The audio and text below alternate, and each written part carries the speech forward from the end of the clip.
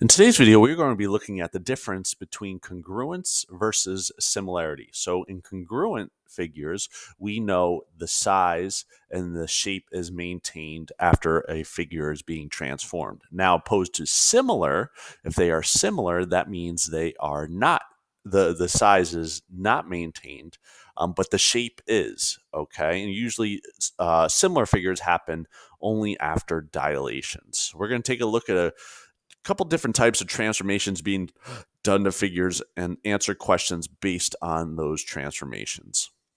So in this one, we're trying to map I onto J and determine what transformations are being done from I to J and whether it stays congruent or not, or whether it's similar.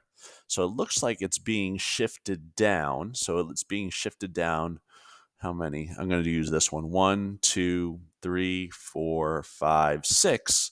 And then it's rotated in the total opposite direction. So it's rotated 180 degrees. So it's being translated down. I think I said 6. I'll double check. Yep, 6. And then followed by a rotation of 180 degrees counterclockwise around the origin.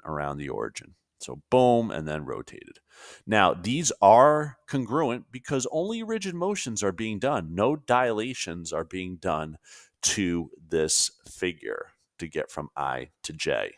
Now, if there is a dilation, then it is not congruent. It would be similar. Let's take a look at a different one. Okay, I want to do something maybe that I want to get something that dilates bigger. Let's try. Nope. There we go. Here we go, right here. So it dilates and then it reflects over the y-axis. So it dilates. Now we have to determine the scale factor. In order to do that, you have to take a point. So negative 2, 2. So I'm just going to write it down. Negative 2, 2. And what does that become? Negative 2, 2 becomes negative 4, 4.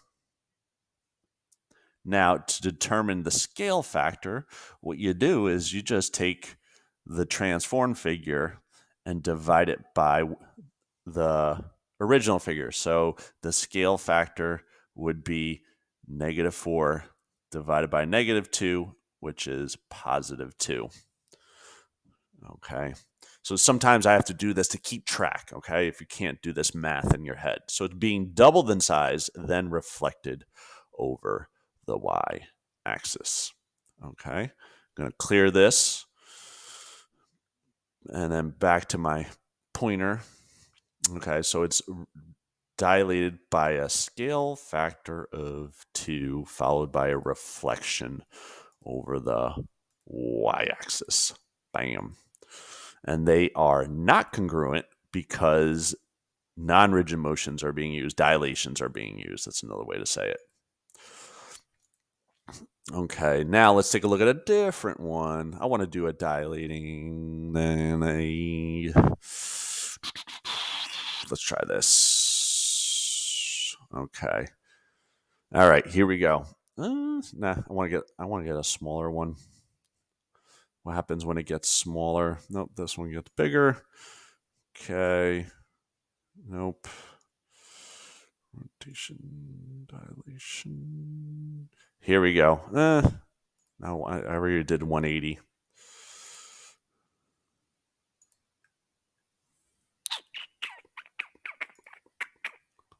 Okay. Here we go, right here. This is the one I wanted. All right, so this one is being dilated smaller. Okay, so we take a look. 3, 6 becomes 2. It looks like it becomes 2, 4. So 3, 6 becomes 2, 4. And again, to figure out the scale factor, I take 2 divided by 3. Oh, look at that. It's reduced. 2 over 3. So it is dilated by a scale factor of 2/3, and then followed by a rotations being turned clockwise around the origin. This is going clockwise. And again, they are not congruent because dilations are being done non-rigid motions. Submit. Bada boom. Okay.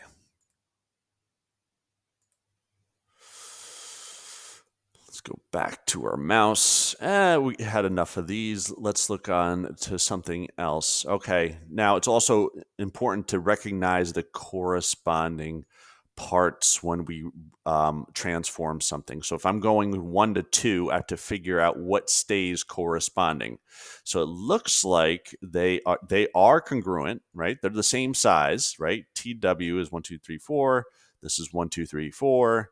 Okay, because non-rigid motions are used only rigid motions, okay, are used to map 1 onto 2. It looks like it's being rotated and reflected, something like that, okay? No dilations are being done, only rigid motions. Now, what's corresponding to TW? TW, this is the one with 4 blocks. What's the one with 4 blocks over here? DE, right here. So I'm just going to type in DE, boom, boom, submit. Okay, so sometimes they're going to ask us segments. Sometimes they're going to ask us a point or an angle. Okay, this one, it gets bigger. Okay, so we know it's not congruent. They are similar because non-rigid motions are used to map 1 of the 2. And what's corresponding to J? So J is at this little bottom corner here. It looks like it. First of all, it looks like it's being rotated, then dilated smaller. I think it's R right here. Okay, so if I rotate this and then dilate it smaller, it looks like it's going to be R. I'm pretty sure that's what it is. So what's corresponding to J? It is R. Okay, let's look at another one, maybe one with a dilation in it. Okay, perfect, right here. Again, a dilation occurs. They are not congruent. They are similar. Non-rigid motions are being done. Okay, LN is, it looks like this at the bottom of this little house, we call it. So at the bottom of this little house is TQ. So this one was easier, a little bit easier to see than the last one. All right. And then also they ask for angles. So you'll see a one with the angle. Let me try to find one with that angle. No, that's a side angle. Here we go. So this one, it looks like it's being dilated and then translated. So it's definitely not congruent. Non-rigid motions are being done now. Angle M, that's at the bottom of this. Like it looks like I don't know, this little it looks like an M, a weird M. So it's at the bottom of this M. So the G is at the bottom here. So that's going to be the angle that is corresponding to that. So a little bit, a little extra question when it comes to doing those problems. Okay. So that's it for this lesson. Okay. Basically, you're trying to determine which ones are congruent, which ones are similar, and the difference between congruence and similarity. Again, congruence, they maintain the size and shape. Okay, similarity, they maintain the same shape, but might be different sizes. So that's it for today's video. Thank you for watching, and always remember, whether you're solving for X or Y, always give math a try.